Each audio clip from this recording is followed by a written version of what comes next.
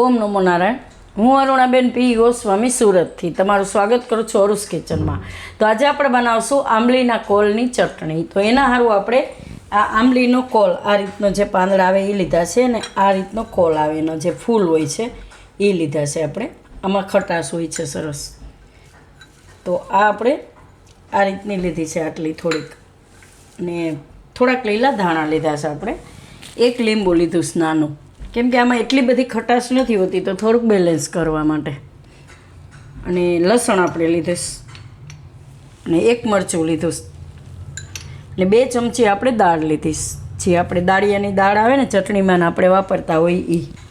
થોડીક આપણે ખાંડ લીધી છે, અને મીઠું થોડુંક જોહે, અને હંચર થોડુંક નાખશું ટેસ્ટ પ્રમાણે। અને અડધી ચમચી આપણે જીરું લીધું છે આખું, બસ આટલું જ આપણે જોઈએ। તો આ આપણે મિક્સર જાર લીધી છે, એમાં આપણે આ દાળ નાખી દઉં, અને લીલા મરચાં નાખી દઉં, અને લસણ, અને જીરું, અને ખાંડ, થોડુંક મીઠું, અને થોડુંક હંચર। હવે આ બધું આપણે એમાં ધોઈને નાખી દઉં, ધાણા ભાજીના બધું। તો પાણીથી થોડું ધોઈ નાખશું એને આ રીતે। એકદમ સરસ લાગે છે આ ફૂલ।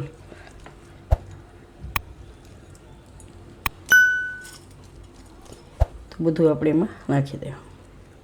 તો આ બધું આપણે આ રીતે ધોઈ લીધું છે।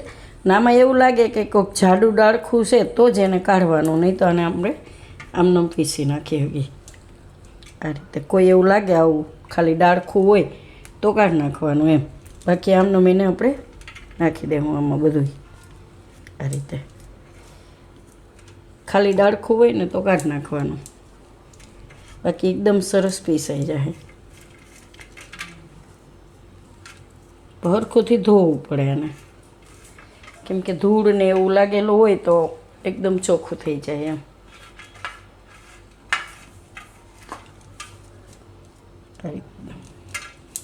આમાં આપણે લીંબુ નાખી દઉં,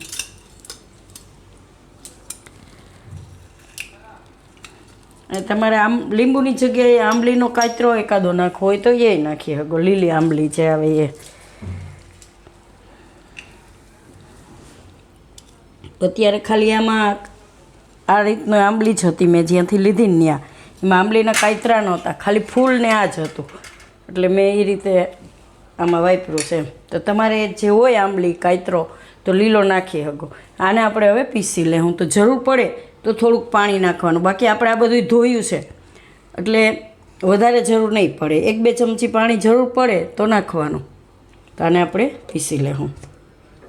તો આને આપણે પીસી લીધી છે।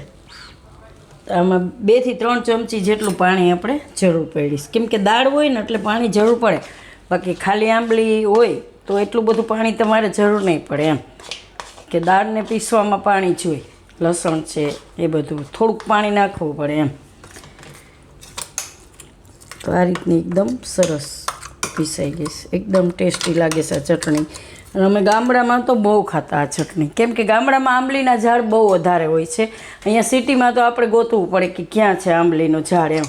અને ત્યાં તો અમે ત્યારે મિક્સર નહોતા તો અમે વાટીને બનાવતા, જે આપણે ઓલો પથ્થર હોય ને એની ઉપર વાટતા, એ રીતે બનાવતા એમ। તો બહુ ટેસ્ટી લાગે ખાવામાં। તો આ બનાવીને તમે ફ્રીજમાં રાખી દો તો 2-4 દિવસ તો સારી જ રહે, બગડશે નહીં। તો આને આપણે કાઢી લેવું, એકદમ ટેસ્ટી લાગે છે। આ હું ગામડે ગઈ હતી તો ત્યાં મેં આંબલીનું ઝાડ જોયું તો એમાંથી કાપી લીધી। મારા નણંદના ઘરે ગયા હતા અમે, તો ત્યાં બસમાં બેઠા તો આંબલીનું ઝાડ હતું, અને બારીમાંથી આંબલી આમ અંદર આવતી હતી, તો મેં તોડી લીધી આંબલી, એમાંથી કાપી લીધી આ રીતે। કે મારા કાકીને આ બહુ ભાવે, મીના કાકીને, તો મેં એના સારું તોડી હતી તો ભૂલી ગઈ ને પર્સમાં એમનેમ રહી ગયું, તો મેં કીધું સારું આની હવે ચટણી બનાવી નાખીએ એમ। નાનપણની યાદ આવી ગઈ કે જે ચટણી બહુ ખાતા એ રીતની આવી એમ। ને લસણ ને મરચું ને બધું નાખીએ એટલે એકદમ સરસ લાગે, સ્વાદિષ્ટ। અને આને તમારે થોડીક પાતળી કરવી હોય તો પાતળી કરી શકો, અને આ રીતની રાખવી હોય તો આ રીતે રાખીએ. તો આમાં ઉપર આપણે 1-2 પાંદડા રાખશું આંબલીના, આ રીતે, અને 2 કેના ફૂલ રાખશું આપણે. કોલ છે કે ને આંબલીનો કોલ. તો તૈયાર છે આપણી આંબલીના કોલની ચટણી. તો જો તમને મારી આ રેસીપી પસંદ આવી હોય તેને લાઈક કરજો, શેર કરજો અને મારી ચેનલને સબસ્ક્રાઈબ કરજો. અને કમેન્ટ કરીને કહેજો કે તમે નાનપણમાં કેટલી ખાધી છે આ આંબલી એમ. અને બેલ આઇકન દબાવીને રાખજો અને કમેન્ટ કરીને કહેજો કે તમને કેવી લાગી આ આંબલીના કોલની ચટણી.